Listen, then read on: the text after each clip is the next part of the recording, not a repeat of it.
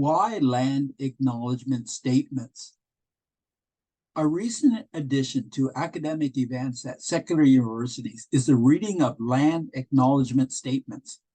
One example is from the University of Connecticut.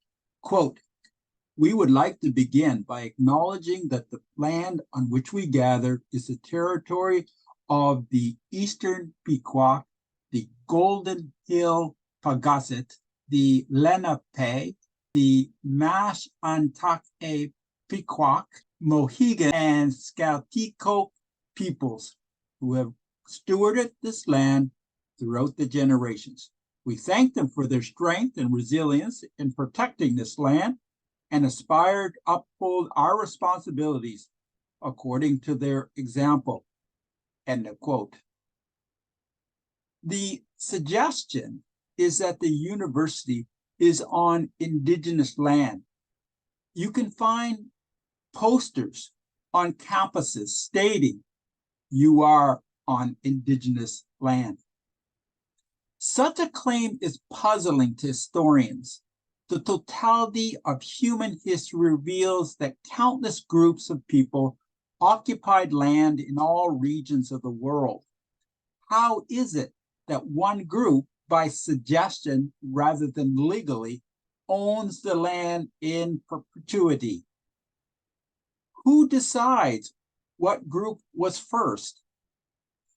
In today's Iraq, is this Hebrew land? In Vietnam, should there be a land acknowledgement statement for the Mongols, Chams, or Manchus? You could repeat a similar question for every single nation in 2024. We know that the indigenous people in North America were the first immigrants, but who decides which group is assigned ownership?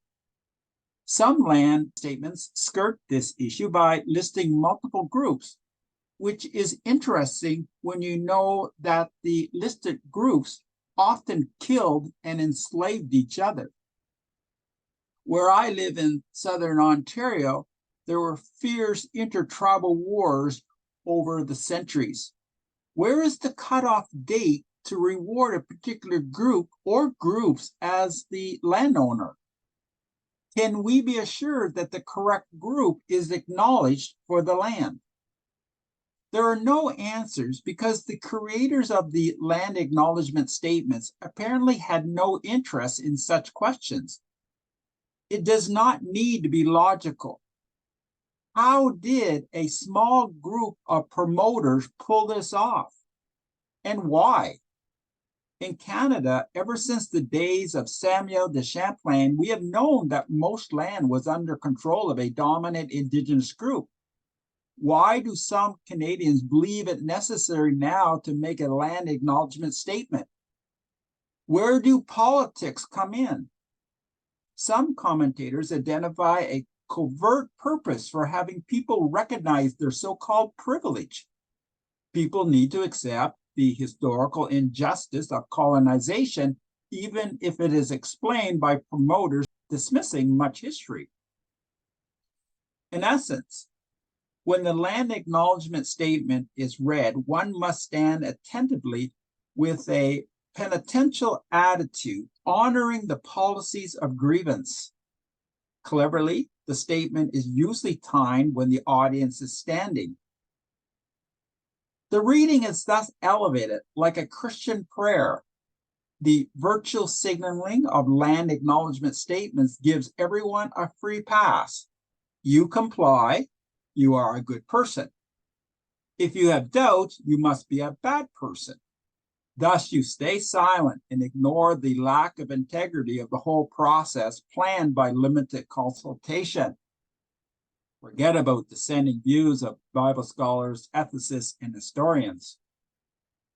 English professor Adam Ellwanger argues that it is troubling the way land acknowledgement statements imposes decidedly Western capitalist notions of ownership and property on people groups who were often on the move.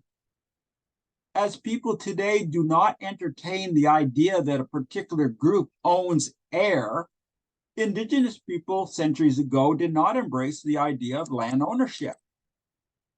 Ellinger sees land acknowledgement statements as performative rituals of academic wokeness.